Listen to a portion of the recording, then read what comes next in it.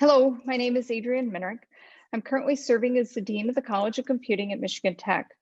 I was also recently elected within the American Society for Engineering Education to serve as president-elect in 2020-2021, then as president for a year and past president in the final year. I've been asked to share my thoughts on exploring leadership opportunities in professional societies. ASEE is the second American-centered but internationally serving organization for which I've served as president. In both the AES Electrophoresis Society and ASEE, my involvement started with presenting my research and then volunteering to organize a session.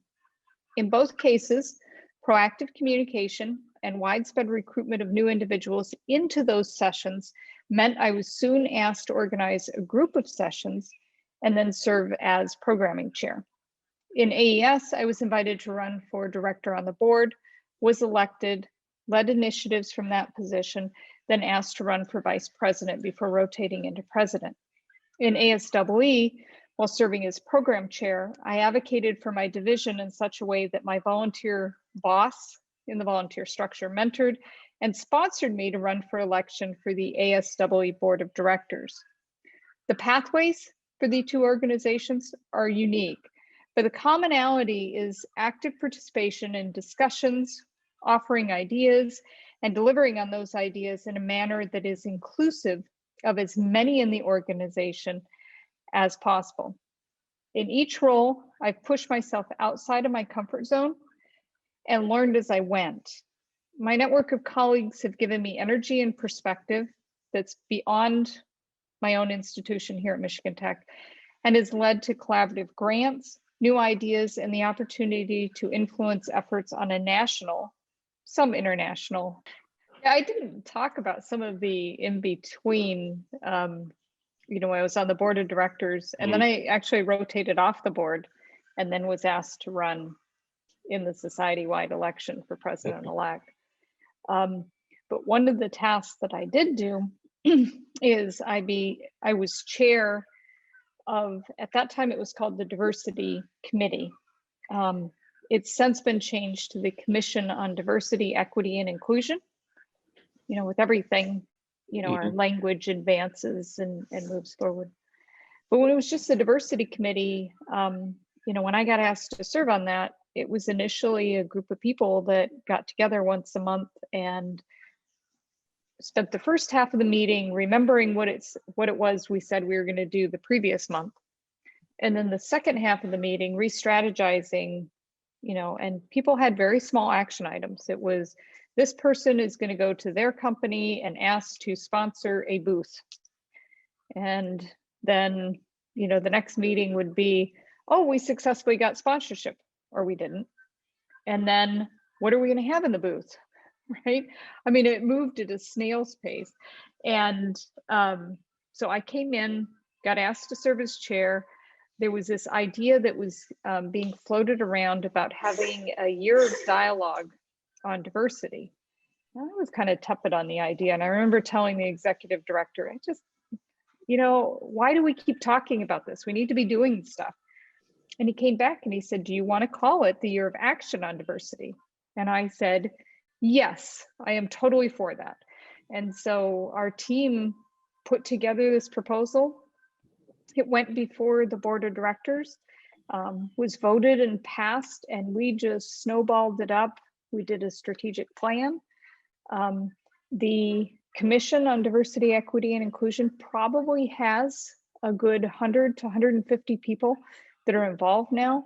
And so it's so much more beyond the 10 to 12 of us that would sit around once a month and try to remember what we did the previous month. I mean, it's a living entity now that does an awful lot of programming and is seen in every corner of it. So one of the follow-up questions that I have for you is, what have you done throughout your career to work on developing leadership skills? Is there anything in particular?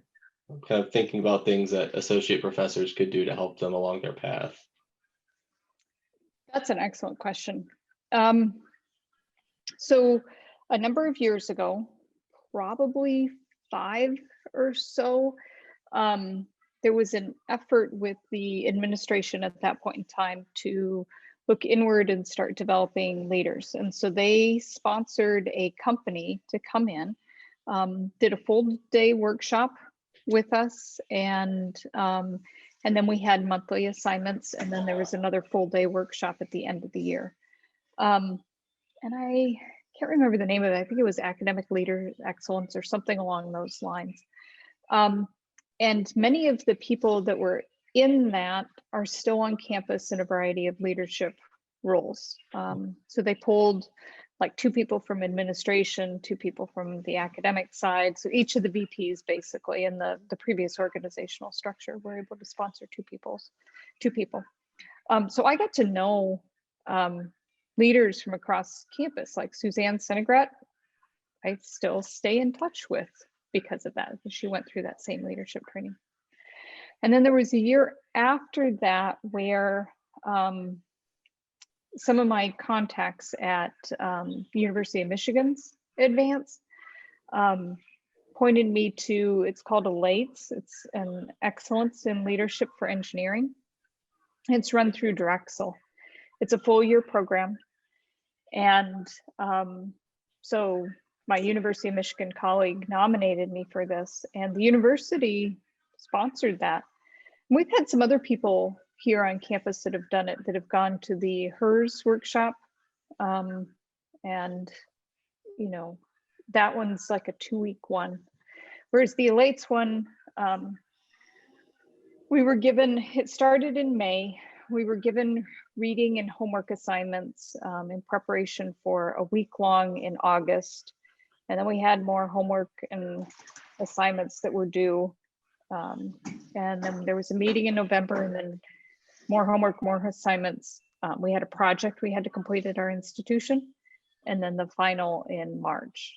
From that, you know, they covered a whole variety of things that went through supervising, to emotional intelligence, to bias, and, you know, techniques, running a budget. All of that was covered. But they also had these virtual communities, and I still stay in touch with the people in my community, and as each of them have risen up in different roles, we know each other, we trust each other, that when you're dealing with something at your own institution and you just don't have the ability to talk to others at your own institution because there's political pushback. Since we've followed each other the whole way, we know the backstory. We've got a little bit of context to the other institution, and it makes it possible for us to speak openly and candidly and give advice. So that one, I would say, is still giving. It wasn't cheap though. So, yeah. And you have to be nominated, and your institution has to support going through. So I'm interested in the one that you were talking about, the on-campus program that the university brought in. Was that something that the administration initiated, or was the support for that at a grassroots level and kind of pushed up that direction? That's a really good question. At the time, the administration had supported it, and they were the ones who led it. Ellen Horsch actually was the one who pulled that together, organized it, and orchestrated everything. But there have been other grassroots efforts. Last year, the Pavlis Honors College had some training for sort of the lecture track faculty and leading roles, and there were a couple people from the College of Computing that joined in on that. So that was more grassroots, in that Laurel Meadows had said, this is really important, we need these skill sets, and invited others if they wanted to join in, and then we did. So that was a good one. I do think there's a need for this happening on a very regular basis. But the reality is that our people, if they're interfacing with their professional societies, or they're leading some of these larger grants that span multiple institutions, Mhm. That leadership training from where you are is really valuable, right? Mhm. And it's nice to go through some of these formal options, because then you've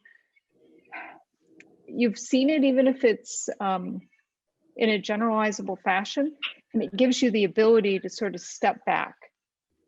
And some of the terminology that I've heard in different places is to get up on the balcony so you can see a broader perspective, and then be able to weigh benefits and maximize benefits for the majority of people. Then also, the reality is that in a leadership position, you cannot make everybody happy.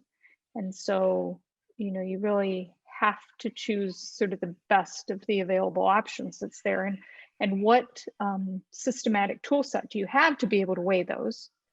And how do you prioritize, right? Are there times where the students are the utmost important? There are times where the faculty are the utmost important, and there are other times where resources or budget or other things are the constraining factor, and how do you work around that? So being able to work through those through the formal leadership training just gives you the ability to kind of step back, choose the perspective that's most valuable, and then apply it. If you could give me one piece of advice to pass on to associate professors who are desiring a leadership path, what would it be? One bit of advice. I would say that it's to do what you really are passionate about. And to be strategic about that, because there's short-term interest, and then there's how that feeds into a larger effort. So let's say you really enjoy working with students, or you have fun with working with one particular student, then your generalizable is, how can I leverage this to do more of this activity that I really enjoy? And it's less about, I have to do X and I have to do this, but more, where can I have the strategic impact that I've always dreamed about having, right? And get to doing that portion. So that would be the advice. You know how to work each of the levers at this point in time, but you've got the freedom to do what you absolutely enjoy. And you want to make the world a better place in this area, do it, right? What's the point of having these positions and the freedom that we have as faculty if we aren't really working to have that impact and make it a better spot? And I think other stuff follows. If you keep in mind that you have to take care of these different bins, but you are actively prioritizing your passion, I honestly think that falls into place, and there are opportunities that